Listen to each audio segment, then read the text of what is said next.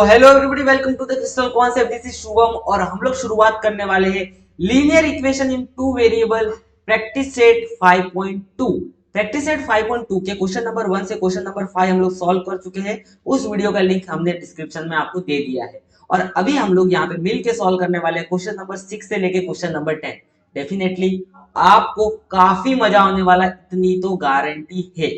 तो शुरू करें आज का ये क्वेश्चन। क्वेश्चन नंबर 6 आपको यहाँ पे दे रखा है, price of 3 chair and 2 tables is 4500 rupees. अब यहाँ पे आपको 3 चेयर और 2 टेबल के मिला के जो प्राइस दे रखी है 4500 रुपया दिया।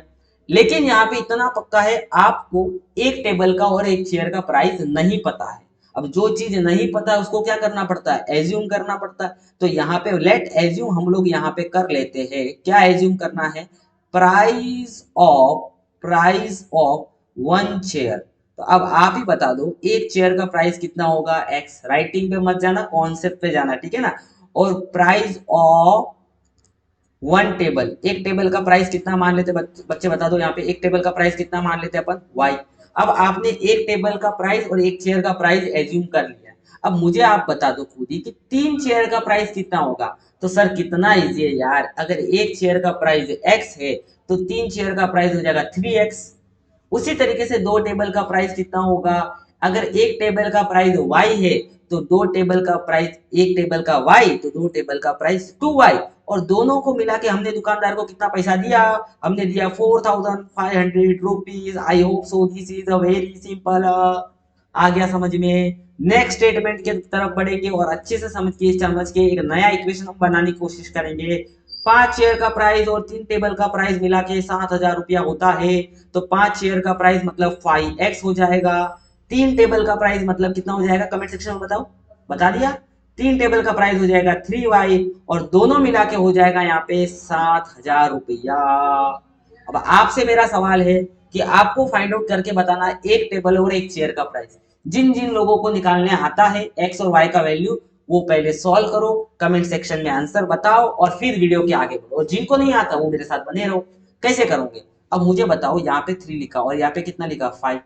क्या करना रहता है, एक्स के आगे जो कोएफिशिएंट लगा रहता है उसका हमें वैल्यू क्या करना रहता है, सेम करना रहता है। सही है। अब आपको खुद को यहाँ पे सोचना है 3 और 5 के टेबल में कौन सा नंबर सबसे पहला आता है। दोनों में कॉमन 15। तो 3 को 15 बनाने के लिए आपको किससे मल्टीप्लाई करना पड़ेगा, कितना इजी, 5 से। और 5 को आपको 15 बनाने के लिए किससे मल्टीप्लाई करना पड़ेगा, 3 से। Very good. क्यों कर रहे, एक्स का कोएफिशिएंट सेम करने के लिए। अब मुझे बताओ 3 इंटू 5 इंटू 3 कितना हो जाएगा, यहाँ पे ये हो जाएगा आपका 15x। कितना हो जाएगा, 15x। थोड़ा इसको ऊपर लेते हैं। उसी तरीके से आपको बताना 5 इंटू 2 कितना हो जाएगा, 5 इंटू 2 हो जाएगा आपका यहाँ पे 10y। अरे बहुत इजी है। अब यहाँ पे बताओ 45 इंटू 5, देखो पहले आप कर लो 45 इंटू 5। नहीं आता है उनको मैं करके बता देता हूँ, जिनको आता है देखो चलो कर ही लेते। 5 5 जा 25, आलसीगिरी नहीं करने का। 5 4 जा 20 और 2 22। आगे समझ में। तो ये तो हो गया आपका 2 2 5। लेकिन पीछे कितने जीरो लगे, 2 जीरो। तो यहाँ पे ओहो स्माइली बन गया, 2 जीरो ये लगा दिया अपने। और इसको हम बोलेंगे थोड़ा बहुत वन, एक इक्वेशन नंबर को 1 को मॉडिफाई करके हमें इक्वेशन नंबर 3 यहाँ पे मिल गया। आ गया समझ में। उसी तरीके से अब हम थोड़ा सा और आगे बढ़ेंगे और सुंदर तरीके से इसका निकालेंगे। अब बताओ 3 इंटू 5, इक्वेशन नंबर 2 को भी तो करना मल्टीप्लाई 3 से। तो कितना हो जाएगा, अरे वो भी 15x हो जाएगा। उसी तरीके से 3 इंटू 3 कितना हो जाएगा, 9y हो जाएगा। उसी तरीके से 3 इंटू बच्चों 7 कितना हो जाएगा, वो हो जाएगा 21। और ऊपर लगाना पड़ेगा हमें 3 जीरो। तो 1 जीरो 2 जीरो 3 जीरो। और यहाँ पे हमें मिल गया इक्वेशन नंबर 4। सिंपल। अब इसको हमें सॉल्व करना है। एक बात बताओ, 15 के आगे कोई साइन नहीं, मतलब कौन सा साइन है, प्लस। 21 के आगे कोई साइन नहीं, कौन सा साइन है, यहाँ पे अपने पास प्लस साइन है। यहाँ तक तो समझ में आ गया होगा अच्छे से, बढ़िया से, मजेदार तरीके से। अब आप देखो, अगर मैं यहाँ पे 15 और 15 नॉर्मली ऐड करूँ, देखो साइन के हिसाब से तो 30 हो जाएगा। लेकिन हमें पता है हमें एक वेरिएबल को गायब करना पड़ेगा। तो 15 3 इक्वेशन 3 और इक्वेशन 4 को हम क्या करेंगे, एक दूसरे में से क्या कर देंगे बच्चों, सब्ट्रैक्ट करेंगे। और सब्ट्रैक्ट करने के लिए हमें इक्वेशन नंबर 2 का नीचे इक्वेशन नंबर 4 का साइन चेंज करना पड़ेगा। तो ये प्लस है तो प्लस का हो जाएगा माइनस, यहाँ पे ये प्लस है तो प्लस का हो जाएगा माइनस, और यहाँ पे ये कुछ नहीं मतलब प्लस है तो प्लस का हो जाएगा माइनस। 15x में से 15x गया बच्चों, कितना बचा? 0। 10 में से 9 गया, कितना बचा? +1y। 1 लिखो या नहीं लिखो, बात एक ही है। और यहाँ पे देखो, यहाँ पे कौन सा साइन है? यहाँ पे प्लस है। और यहाँ पे कौन सा साइन है? यहाँ पे माइनस है। नीचे नीचे कौन सा साइन था? माइनस। और ऊपर कौन सा साइन है? कुछ नहीं मतलब प्लस। तो प्लस माइनस जब होता है तो हम क्या करते हैं? अगर नहीं पता उन बच्चों के लिए खास करके बताता हूँ, जब प्लस माइनस साइन होता है तो हम क्या करते हैं? सब्ट्रैक्ट, और फिर किसका साइन लगाते हैं? बड़े वाले का। किसका साइन लगाते हैं? बड़े वाले का। जो भी हमारा आंसर आएगा उसके बड़े वाले का। तो अब बड़ा कौन सा है? ऑब्वियसली बड़ा है हमारा 22,500, और छोटा कौन सा? 21,000। तो 22,500 का साइन जो प्लस है वो आ जाएगा हमारे आंसर में। जीरो में से जीरो गया तो जीरो, जीरो में से जीरो गया तो जीरो, 5 में से जीरो गया तो जीरो, 2 में से एक गया तो एक, और 2 में से 2 गया तो जीरो। अब बड़ा है हमारा 22,500, इसके ऊपर साइन कौन सा है? प्लस, तो यहाँ पे लग गया हमारा प्लस आ गया। अब यहाँ पे देखो 1y लिखा, जिसको मैं y भी लिख सकता हूँ, और सामने कितना आ गया? 1500। Very good. ये क्या मिला? ये बच्चों आपको मिला प्राइस ऑफ वन टेबल, क्योंकि एक टेबल का प्राइस हमने y एज्यूम किया था। तो ये आपको मिल गया, प्राइस मिल गया किसका? Price of one table. एक टेबल का आपको प्राइस मिल चुका है। अब मुझे बताओ, आपका y का वैल्यू 1500 आया है, तो x का वैल्यू निकालना बड़ा आसान है, किसी भी इक्वेशन में पुट कर लो। तो मैं यहाँ पे पुट करूंगा इस वाले इक्वेशन में जो भी हमारा y का वैल्यू आया, तो इस वाले इक्वेशन को मैं वैसे का वैसा वापस उतार दूंगा। ये देखो, उतारा कि नहीं उतारा? सेम टू सेम, कोई चेंज मैंने यहाँ पे नहीं किया है। तो मैं बोलूंगा ये कहाँ से मिला? इक्वेशन नंबर फ्रॉम 1 से मैंने इसको छाप लिया, यहाँ पे कॉपी कर लिया, आई मीन छाप लिया। अब यहाँ पे देखो x का वैल्यू निकल जाएगा, यस, x को वैसे ही रखो। अब बताओ बच्चों, y का आंसर कितना आया? y का आंसर आया 1500, तो यहाँ पे आप y की जगह पे कितना लिख दोगे? y की जगह पे आप लिख दोगे 1500, और उसी के तरह से सामने लिखा हुआ 4500, दैट इज 4500। 15 × 3 कितना होता है? 15 × 2 होता है 3000। वेरी गुड, 3000 होता है। और ये आपका 3x हो गया, और ये आपका हो गया 4500।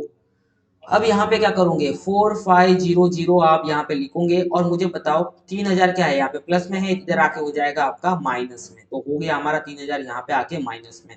4500 में से 3000 गया तो ऑब्वियसली 1500 यहाँ पे बच जाएगा, और यहाँ पे आपका x बच जाएगा।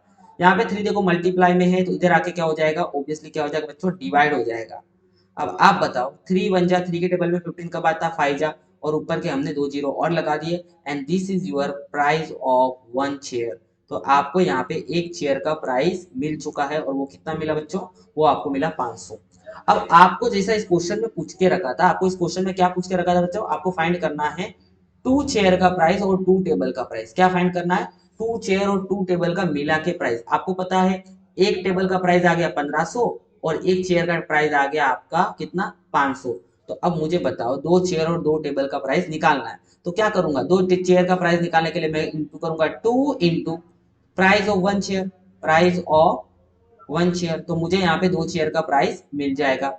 और मैं करूंगा टू टेबल का प्राइस निकालने के लिए 2 into price of one table, तो मुझे यहाँ पे दो टेबल का प्राइस मिल जाएगा, और दोनों को ऐड कर दूंगा तो मुझे टोटल प्राइस मिल जाएगा। सही बात है कि नहीं? तो 2 into price of one chair, एक चेयर का प्राइस कितना है? 500 रुपया, ऑब्वियसली एक्स का वैल्यू जो हमें मिला। और एक टेबल का प्राइस कितना है? एक टेबल का प्राइस आई थिंक मुझे 1500 रुपया मिला था, बराबर ना? एक टेबल का प्राइस कितना मिला था बच्चों? ऊपर हमें 1500 रुपया मिला था, सही है। अब दोनों को हम सिंप्लीफाई करते हैं, 2 इंटू 500 हो जाएगा यहाँ पे 1000 रुपीज, एंड 15 इंटू 2 हो जाएगा 1500 इंटू 2 हो जाएगा 3000। तो टोटल कॉस्ट ये जो हमें यहाँ पे पड़ेगा, जो हमें दुकानदार को देना पड़ेगा, वो कितना देना पड़ेगा? 4000 रुपया। तो इजी था। आई होप सो ये पूरा क्वेश्चन आपको बढ़िया तरीके से कॉन्सेप्चुअली समझ में आ गया होगा। तो this is your question number 6, and let's move forward question number 7। ठीक है, अब थोड़ा सा यहाँ स्पीड चलेंगे, क्योंकि आपको भी थोड़ा थोड़ा समझ में आने लगा कैसे क्वेश्चन को फ्रेम करना है। यहाँ पे दे रखा sum of digits in the two digit number is 9। दो डिजिट नंबर है, और दो डिजिट नंबर का जो डिजिट्स के सम है वो 9 है। जैसा मतलब क्या कहना चाह रहा है? ये कह रहा है sum of two digit number. Let say हम टू डिजिट नंबर ले लेते हैं 54। अगर आप 54 में दो डिजिट में जो डिजिट देखोगे, एक 5 है और एक 4 है, और दोनों का सम करोगे तो 9 आएगा। आया कि नहीं आया? उसी तरीके से तो वैसे बोला है कि sum of digit, sum of digits in the two digit number, दो डिजिट नंबर के अंदर जो डिजिट है उनका सम 9 आना चाहिए। ऐसे नंबर आपको बताना, 54 जरूरी नहीं है 54, मैं यहाँ पे जस्ट एग्जांपल ले रहा हूँ। ठीक है, और the some is obtain by the interchanging, जैसा कि अभी आपने 54 को इंटरचेंज करोगे क्या होगा बच्चों? 54 को इंटरचेंज करोगे 45 होगा, बराबर। तो exceed the original number by 27, तो जो भी अभी आप बोलो 54 और 45 में कितना डिफरेंस है, बराबर कि नहीं। तो आप बोलोगे सर 54 45 से 54 कितना से बड़ा है, 9 से बड़ा है। उसी तरीके से जो वो नंबर जो होगा वो 27 से बड़ा हो जाएगा अगर आप उसमें नंबर में इंटरचेंज करोगे। तो find the two digit number, तो बताओ वो नंबर आपका कौन सा होगा। यहाँ पे एक बात समझनी है आपको, अब आपका नंबर जो है वो कौन सा है, the sum of two digit number is 9। अभी क्या आपको वो टू डिजिट नंबर पता है जिसमें सम 9 है? ऑब्वियसली आपको वो टू डिजिट नंबर नहीं पता है। आ गया समझ में? तो एक मिनट, थोड़ी देर तक समझाने के लिए, ऐसा आपको करना नहीं लेकिन मैं बता देता हूँ। मान लो वो टू डिजिट नंबर एक्स है जिसका यूनिट प्लेस पे वाई हो और 10th प्लेस पे क्या है, एक्स है। यहां तक समझा? अब अगर मैं इसको रिप्रेजेंट करने जाऊं इन द फॉर्म ऑफ, जैसे कि नॉर्मली अगर मुझे लिखना है बच्चों 25, तो मैं 25 को क्या ऐसे लिख सकता हूँ, कैसे?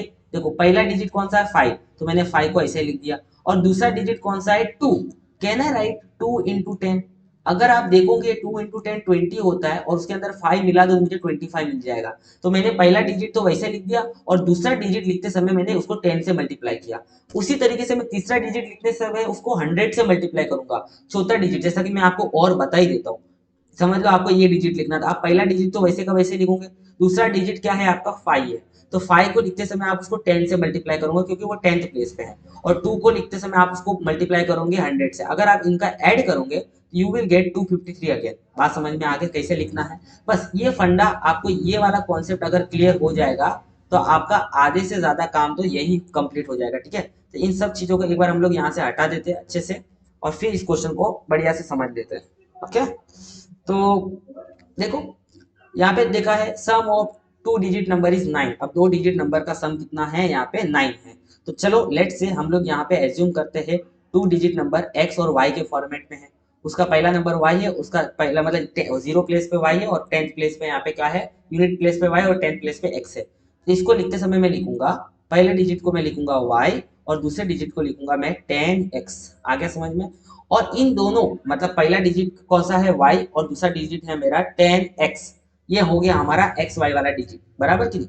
और इसमें जो डिजिट है, मतलब इसमें कौन सा डिजिट है, ऑब्वियसली पहला डिजिट क्या है, एक्स है, वाई है, और दूसरा डिजिट क्या है, एक्स है।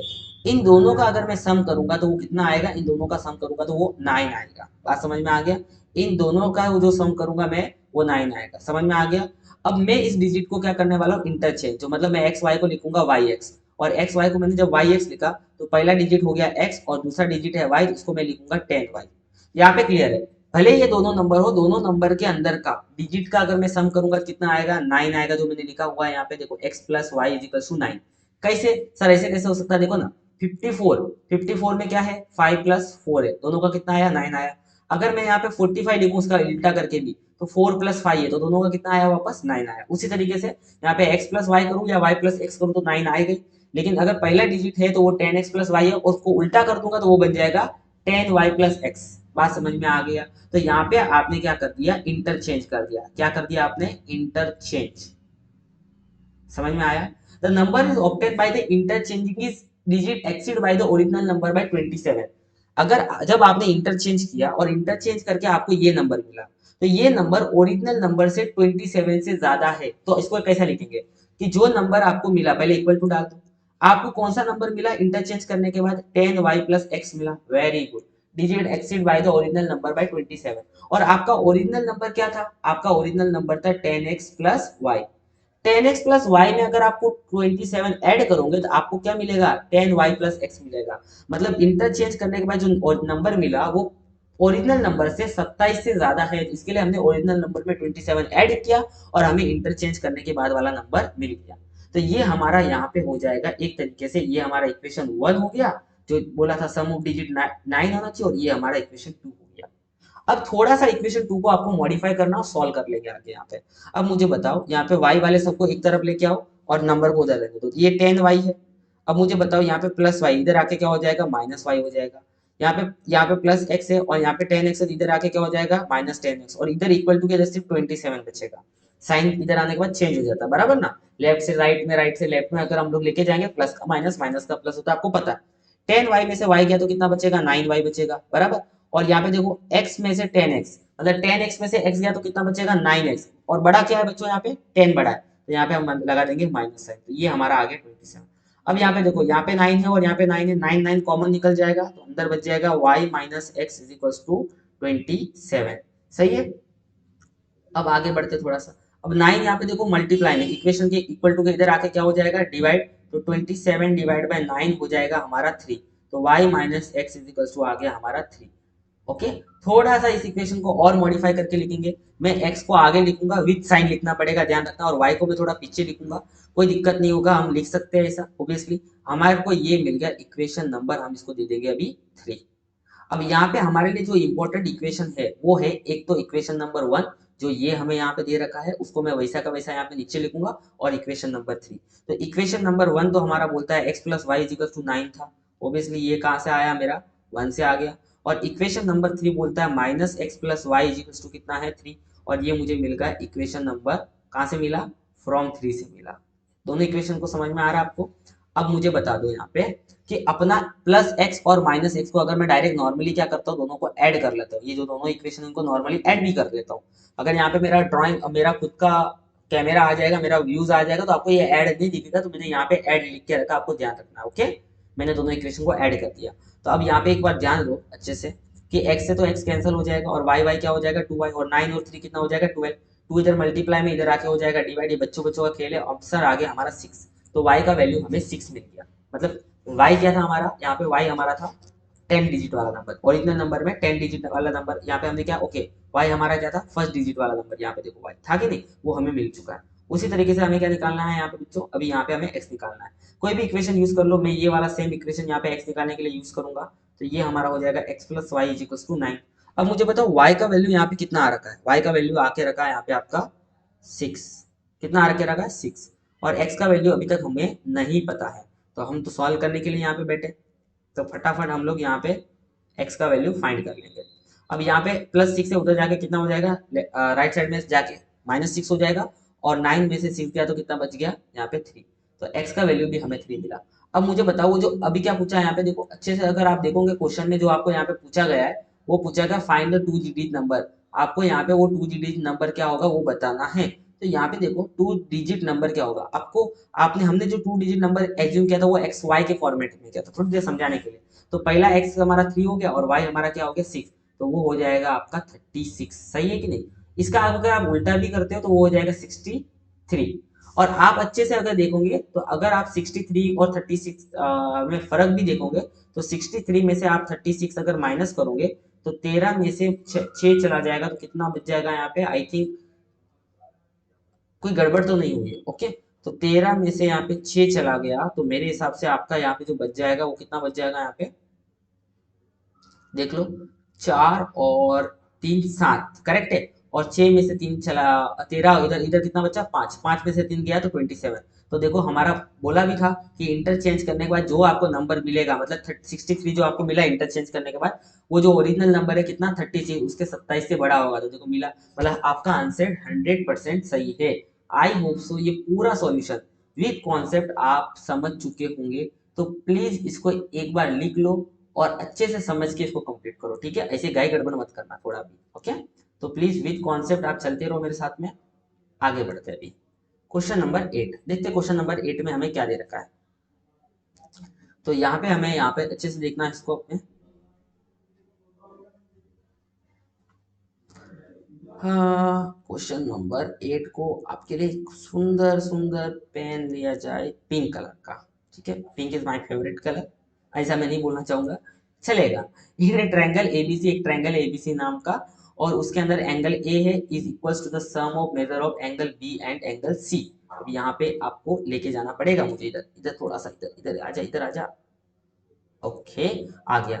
तो एक ट्रायंगल के अंदर जिसका नाम हमारे पास एबीसी है, उसके अंदर एक एंगल है ए, वो किसके बराबर है, वो किसके बराबर है, वो है सम, सम मतलब एडिशन, किसके बराबर, एंगल बी और एंगल सी के बराबर। तो थोड़ी देर तक एक काम करते हैं हम लोग, चलो कोई काम नहीं करना, यहाँ पे हम जैसा स्टेटमेंट बोला है कि एंगल ए जो हमारा है वो सम है किसके बराबर, एंगल बी और एंगल सी के सम के बराबर। तो ये हमें नॉर्मली डायरेक्टली एक इक्वेशन ही मिल गया इस तरीके से देखा जाए तो। And also the ratio of measures of angle B and C is 4/5, मतलब रेशियो का मतलब अपॉन के अंदर एंगल बी, और अगर एंगल सी का मैं रेशियो लेता हूँ तो वो कितना आता है, 4/5 आता है। सही है, find the major of angle of triangle, आपको एंगल ऑफ ट्रायंगल का मेजर निकालना है। जब भी देखो इस तरीके से रेशियो में बातें लिखी हो तो इसको सेपरेट करने का मैं तरीका बताता हूँ। एंगल बी के सामने क्या लिखा हुआ है 4 लिखा हुआ है, तो उसके पीछे आपकी मर्जी से x लगा दो। और एंगल सी के सामने क्या लिखा हुआ 5, उसके पीछे भी आपकी तरफ से x लगा दो। अभी x क्या है, वो कांस्टेंट ऑफ प्रोपोर्शनलिटी आप यहाँ पे बोल सकते हो। x क्या है, कांस्टेंट ऑफ प्रोपोर्शनलिटी। जो दोनों अगर सेम रेशियो में है तो ऑब्वियसली अगर दोनों साथ में बढ़ेंगे तो x से ही बढ़ेंगे, साथ में घटेंगे तो x से ही घटेंगे, तो फ्रैक्शन में हम x लगा सकते हैं। तो अगर एंगल बी और एंगल सी का वैल्यू आपको 5x मिला है तो according to equation 1 angle A का वैल्यू कितना होगा कमेंट सेक्शन में आप बता सकते हो।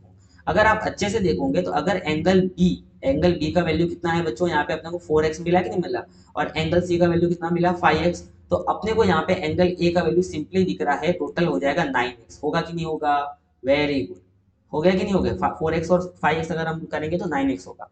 लेकिन आपको क्या निकालना है, find the measures of all angle of triangle. आपको पूरे ट्रायंगल्स के एंगल के मेजर्स निकालने। मेजर मतलब ये अपना ट्रायंगल होता है, तो इस ट्रायंगल का भाई ये एंगल कितना डिग्री का, ये एंगल कितना डिग्री का, ये एंगल कितना डिग्री का, आपको सब कुछ बताना है।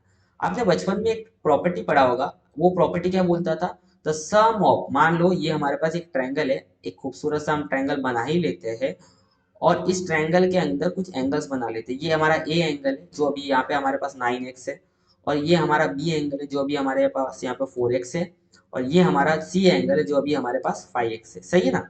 अब आपने पढ़ा होगा कि सम ऑफ ऑल एंगल किसका, ऑफ ट्रायंगल का, बराबर ना, ट्रायंगल की एंगल की बात कर रहे हैं। सम ऑफ ऑल, स्पेलिंग पे ध्यान मत देना, गलत लिख दिया मैंने। Sum of all angle of triangle कितना होना चाहिए 180 डिग्री, आपने पढ़ रखा होगा। तो सम ऑफ ऑल एंगल मतलब पहला एंगल ए है, दूसरा एंगल बी है और तीसरा एंगल सी है, इन सबका सम करूंगा तो कितना होना चाहिए 180 डिग्री। शाबाश, बहुत बढ़िया तरीके से हमने ये लिख दिया है यहाँ पे। अगर किसी को आंसर मेरे से पहले से पता है तो प्लीज कमेंट सेक्शन में आंसर बताते रहो, तो थोड़ा मजा आएगा, ऐसा लगेगा कुछ ऑडियंस अपनी, कुछ स्टूडेंट अपने कतई जहर है। एंगल ए का वैल्यू ऑब्वियसली बच्चों 9x हमारा आ चुका है। एंगल बी का वैल्यू देखो, एंगल बी का वैल्यू यहाँ से आपको पता चल जाएगा, एंगल बी का वैल्यू कितना आया था 4x, और एंगल सी का वैल्यू हमने कितना माना था यहाँ पे 5x, और टोटल कितना होना चाहिए 180 डिग्री। सही है। अब आप बता दो 9x plus 4x plus 5x कितना होगा, तो 9 टोटल ये हो जाएगा 18x बराबर, और यहाँ आ गया 180। अगर यहाँ पे आप अच्छे से 180 को किससे डिवाइड करोगे 18 से, तो आपको यहाँ पे x का वैल्यू कितना मिल चुका है 10। सिंपल, मिला 10। अब मुझे बताओ आपने एंगल ए का वैल्यू क्या माना था, आपने जो एंगल ए का वैल्यू माना था वो कितना माना था, एंगल ए का वैल्यू 9x माना था कि नहीं माना था। एंगल बी का वैल्यू आपने कितना माना था, यहाँ पे देख लो आप लोग, एंगल बी का वैल्यू कितना था अपना 4x, और एंगल सी का वैल्यू अपना कितना था 5x। अब फटाफट x का जो भी वैल्यू आया, x का वैल्यू कितना आया 10, तो एंगल ए हो गया हमारा 90 डिग्री। x का वैल्यू कितना आया बच्चों यहाँ पे 10 आया, तो एंगल यहाँ पे 10 पुट किया तो ये एंगल बी का वैल्यू हो गया 40 डिग्री, और x का वैल्यू बच्चों 10 आया ही है, तो 5 इंटू 10 50, तो एंगल सी हो गया हमारा 50 डिग्री। तो इस तरीके से इस क्वेश्चन को हमने पूरा सॉल्व किया है, और जो इस क्वेश्चन में हमें पूछा था find the measure of all angle of triangle, तो हमने वो मेजर भी कर दिया अच्छे से, और हमारे जो एंगल्स ऑफ ट्रायंगल आ गए थे वो कितने आ गए यहाँ पे, वो आ गए हमारे 90, 90, 40 और 50 डिग्री। इजी था, पक्का इजी था। तो प्लीज कमेंट कर लेना यार, लाइक कर लेना, शेयर कर लेना दोस्तों के साथ। ठीक है, आगे बढ़ते हैं। क्या लिखा हुआ, मैं बहुत शांति से पढ़ाना पसंद करता हूँ, हल्ला हुल्ला कर करके नहीं, क्योंकि सारी चीजें एक्सप्लेन करने में मजा कुछ अलग ही होता है, ना तो चिल्लम चिल्ली में सब खराब हो जाएगा काम अपना। ठीक है, धीरे धीरे पढ़ेंगे, ऑब्वियसली यहाँ पे वही बच्चे टिक पाएंगे जिनमें थोड़ा ज्यादा पेशेंस है। ओके, कनेक्शन बनना चाहिए आपका और मेरा, क्योंकि लंबा चलना है, ज्यादा उछलेंगे तो हम जल्दी खत्म हो जाएंगे, धीरे धीरे। तो यहाँ पे आपको दे रखा है divide rod length is 560 560 centimetre into the two parts. एक बड़ा सा क्या है रस्सी है, और कितने मीटर की है ये 560 मीटर की है, और उसको आपको दो पार्ट्स में तोड़नी है।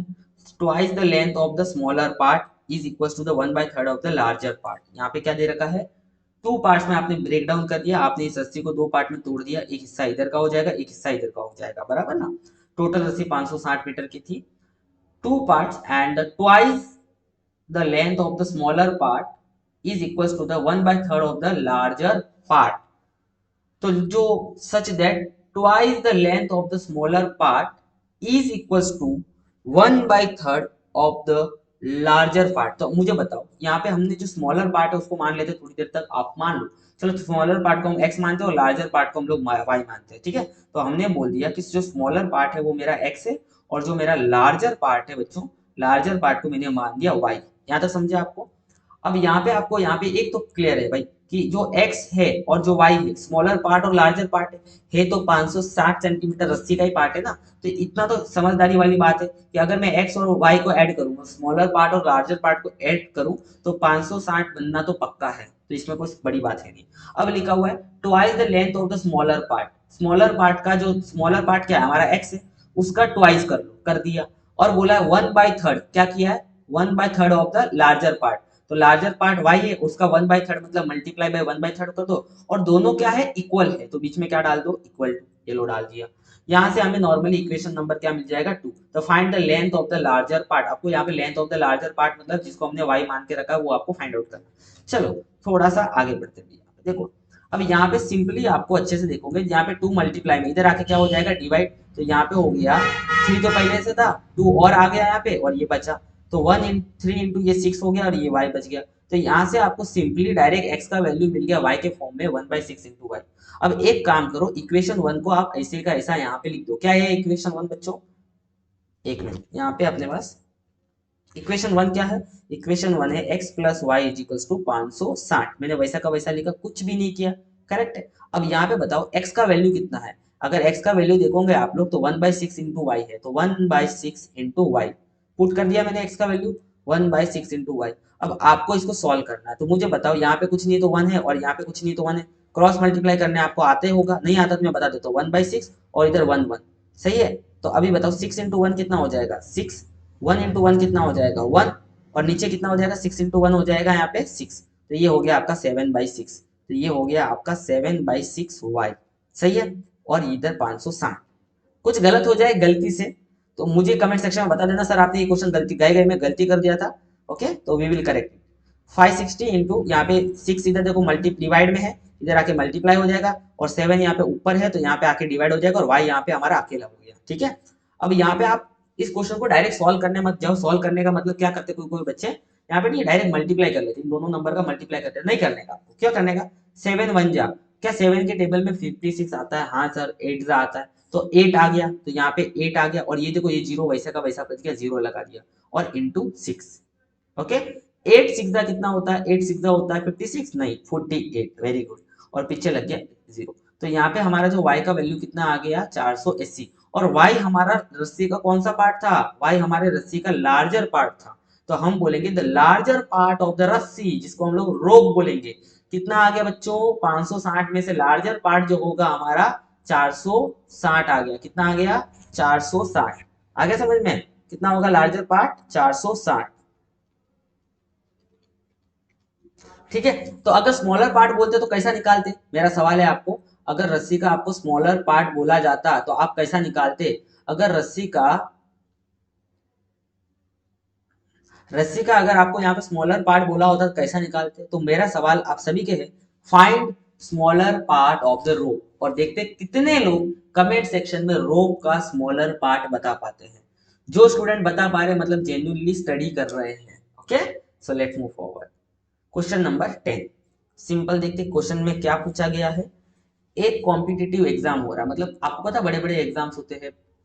If you want to go in higher colleges, बड़े बड़े कॉलेज में अगर आपको पढ़ना है तो उसके लिए आपको एग्जाम्स देने पड़ते हैं, 12 के बाद होते हैं मैक्सिमम, ठीक है ना। तो कुछ कॉम्पिटिटिव एग्जाम हुआ यहाँ पे and there was 60 student. Competitive exam में यहाँ पे 60 स्टूडेंट बैठते हैं, हालांकि कॉम्पिटिटिव एग्जाम में बहुत स्टूडेंट बैठते हैं जो इंडिया लेवल पे होते हैं। तो कॉम्पिटिटिव एग्जाम में 60 बच्चे यहाँ पे बैठे गए and correct answer is 2 marks.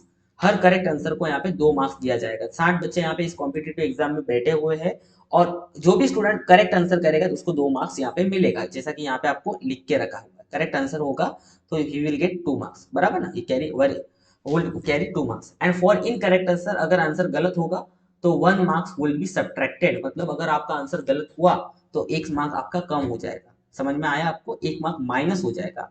यश यहाँ पे लिखा Yashwant had attempt all the questions and he got 90 marks. उसको कितने मार्क्स मिले 90 मार्क्स मिले। How many questions he got wrong, कितने क्वेश्चंस उसके रॉन्ग हुए। सिंपल फंडा है, देखो रॉन्ग और करेक्ट का सवाल है। टोटल 60 क्वेश्चन है बच्चों, टोटल कितने क्वेश्चन है, ओब्वियसली यार टोटल 60 क्वेश्चन है। और आपको पता है कि अगर वो 60 के 60 करेक्ट करता है तो बताओ कितने मार्क्स मिलते हैं। अगर वो 60 के 60 करेक्ट करता है तो भैया आपने बोला एक क्वेश्चन को 2 मार्क्स है तो उसको 200 120 मार्क्स मिलता। बट उसको मिला कितना है, उसको 90 मार्क्स मिला है। उसको कितना मार्क्स मिला है, 90 मार्क्स मिला है। इसका मतलब उसने रॉन्ग तो किया है। तो लेट्स से हम मान लेते हैं, लेट्स एज्यूम कर लेते हैं अपन कि भाई उसने कुछ सही किया और कुछ गलत किया, पाप भी किया पुण्य भी किया।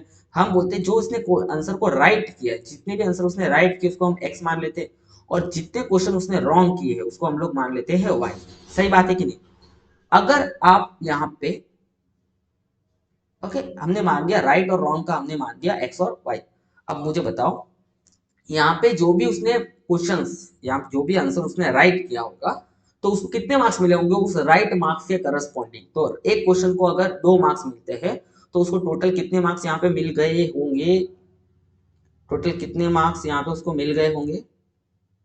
देखो एक एक क्वेश्चन को 2 मार्क्स मिलते हैं अगर राइट किया तो हर एक राइट क्वेश्चन को 2 मार्क्स मिलते हैं। तो उसने कितने राइट किए यहाँ पे, अपन ने एज्यूम किया हुआ एक्स, तो टोटल उसको 2x मार्क्स मिलेगा अगर वो क्वेश्चन राइट करेगा। तो टोटल x क्वेश्चन उसने राइट किए हैं, एक क्वेश्चन को 2 मार्क्स, तो टोटल राइट के करस्पॉन्डिंग उसको 2x मार्क्स मिल गया।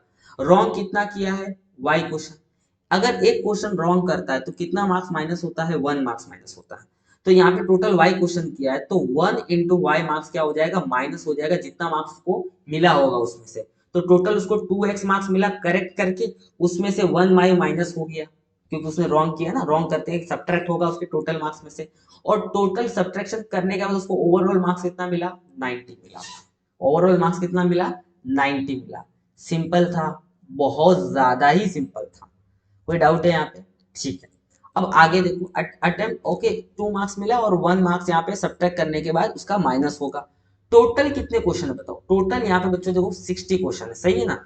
अब मुझे बताओ 60 में से राइट किए और 60 में से रॉन्ग किए, तो एक तो इक्वेशन यहाँ पे सिंपल बन जाएगा कि अगर मैं यहाँ पे टोटल राइट उसने एक्स किए और रॉन्ग उसने कितने क्वेश्चन किए वाई, अगर दोनों क्वेश्चन को मैं मिला दूं, दोनों क्वेश्चन को नंबर ऑफ क्वेश्चन को अगर मैं मिला दूं तो 60 तो होना चाहिए भाई। 60 ये यहाँ पे ऊपर डिग्री मत लगाना, 60 तो होना चाहिए, करेक्ट है ना। दोनों क्वेश्चन को अगर आप मिला दोगे तो कितना होना चाहिए, 60 होना चाहिए। राइट हो या रॉन्ग हो दोनों को मिला के तो 60 आना ही चाहिए। आगे समझ में। अब आपको सिंपली इन दोनों इक्वेशन को यहाँ पे सॉल्व करना है। अब मुझे बताओ इस वाले y के आगे क्या लगा हुआ, माइनस लगा हुआ, और इस वाले y के आगे प्लस लगा हुआ। तो सिंपली आप दोनों इक्वेशन को यहाँ पे ऐड कर लो तो y यहाँ पे गायब हो जाएगा, गायब ही तो करना है। तो y में से y गया तो 0 और 2x प्लस x कितना हो जाएगा यहाँ पे बच्चों, 3x, सही है। और यहाँ पे 90 में 90 प्लस 60 कितना हो जाएगा, 90 प्लस 60 आई थिंक हो जाएगा 150। आई होप मैं सही कर रहा हूँ, ठीक है। यहाँ पे x है, यहाँ पे 3 मल्टीप्लाई हो गया, यहाँ पे आके क्या हो जाएगा बच्चों, डिवाइड हो जाएगा। और अभी सबको आता 3 1 जा और 3 5 जा, तो x का वैल्यू कितना आ गया 50। और x को हमने क्या कंसिडर किया था, राइट आंसर। तो उसने 50 क्वेश्चंस के आंसर राइट किए, कितने क्वेश्चन के आंसर राइट किए। अब उसने कितने क्वेश्चन के आंसर रॉन्ग किए, तो कोई भी आपके मर्जी से कोई भी एक इक्वेशन उठा के रख दो यहाँ पे। तो मैंने ये वाला इक्वेशन यहाँ पे उठा दिया और x plus y is equal to मैंने यहाँ पे 60 लिख दिया। x का वैल्यू बच्चों कितना आया, x का वैल्यू हमारा 50 आ चुका है और यहाँ पे हमने 60 वापस लिख दिया। यहाँ पे y है, ये 60 है और ये 50 इधर चला जाएगा तो माइनस हो जाएगा। ओके, तो यहाँ पे देखो y इज इक्वल टू 60 में से 50 गया तो 10। तो उसने 10 क्वेश्चन के जो जवाब दे रखे हैं वो रॉन्ग दे रखे, कितने दे रखे, 10 क्वेश्चन के। तो आप बोलोगे wrong answer questions are, there are 60 questions which carries how many questions he got wrong, he got 10 questions as a wrong। उसने कितने क्वेश्चंस रॉन्ग यहाँ पे कर दिए होंगे बच्चों, उसने यहाँ पे 10 क्वेश्चन को रॉन्ग किए होंगे। अगर इसी में क्वेश्चन पूछता है कितने क्वेश्चन यहाँ पे उसने राइट किए होंगे तो आप लिखते 50 क्वेश्चन उसने राइट किए होंगे। तो आई होप सो बहुत प्यार से बहुत धीरे धीरे से आपको ये पूरा क्वेश्चन नंबर 5 से लेके क्वेश्चन नंबर 5 से लेके क्वेश्चन नंबर 10 तक आपको समझ में आ गया होगा। आपसे एक रिक्वेस्ट है इंपॉर्टेंट, जो बच्चे यहाँ पे एंड तक पहुंचे हैं उनके लिए खास करके आपको इसका आंसर बताना है 5 प्लस 3 कितना होता है। अगर आप इसका आंसर कमेंट सेक्शन में बताते, मुझे पता आप सभी को आता है, लेकिन आप बताते हो तो इसका मतलब ये समझ में आ जाएगा ये जो स्टूडेंट है ना जो कमेंट कर रहे हैं इसका आंसर 5 प्लस 3 का, ये लोग एंड तक पहुंच चुके हैं, इसका मुझे पता चल जाएगा। और डेफिनेटली एग्जाम्स के दिन और आपको रिप्लाई देने में मजा आएगा ऐसे स्टूडेंट को, मुझे डेफिनेटली। तो प्लीज कीप प्रैक्टिसिंग और प्लीज शेयर करो यार जितना हो सके उतना। और सब्सक्राइब करो एज मच एज पॉसिबल। हमें टारगेट है मेरा 10K का, दिसंबर के पहले पहले हो जाए, न्यू ईयर के पहले पहले। समझ में आ रहा है? 16 दिख रहा है क्या ये? 16 कर लूँगा, कोई दिक्कत नहीं, लेकिन 10K करना अपने को जल्दी से जल्दी। तो please keep sharing, keep subscribing, नई नई चीज़ें सीखते रहो, and all the best. Thank you.